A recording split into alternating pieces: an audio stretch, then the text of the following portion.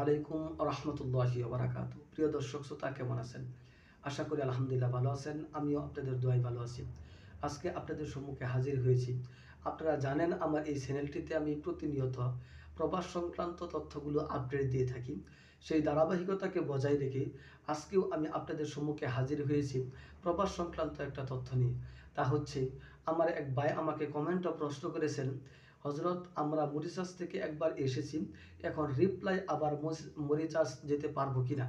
আমি ওই ভাইয়ের প্রশ্নের উত্তর দিতে চাই, হ্যাঁ অবশ্যই আপনি মরিশাস যেতে পারবেন, কোনো সমস্যা নাই। তবে হ্যাঁ, যদি আপনার ভিসার কন্ট্রাক্ট শেষ, আপনি বাংলাদেশে চলে এসেছেন অথবা আপনি ছুটিতে এসেছেন আর যান নাই, এই ধরনের হয়। হ্যাঁ, আপনারা জানেন আমি ইতিপূর্বে একটি ভিডিওতে বলেছি যে মরিশাস এই দীর্ঘদিন ভিসা বন্ধ রাখার কারণ কি, কেন বন্ধ রেখেছেন।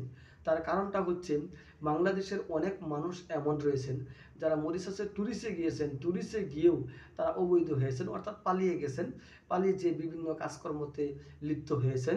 সেই জন্য মরিশাস দীর্ঘদিন ভিসা বন্ধ রেখেছিল। সুতরাং মরিশাস, যদিও আমরা জানি যে একটি শান্তিপূর্ণ দেশ, প্রবাসীদের উপরে কোনো ধরনের বেশি নজরদারি করা হয় না, এর পরেও আমাদের লক্ষ্য রাখতে হবে আমরা যেন কোনো অনৈতিক কোনো কাজে লিপ্ত না হই এবং অবৈধ না হয়ে যায়।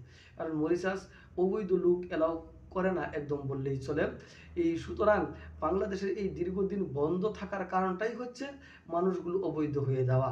অন্যান্য যে কান্ট্রিগুলো আছে সব কান্ট্রির ভিসা মরিশাসে চালু ছিল, শুধু বাংলাদেশেরটাই বন্ধ ছিল।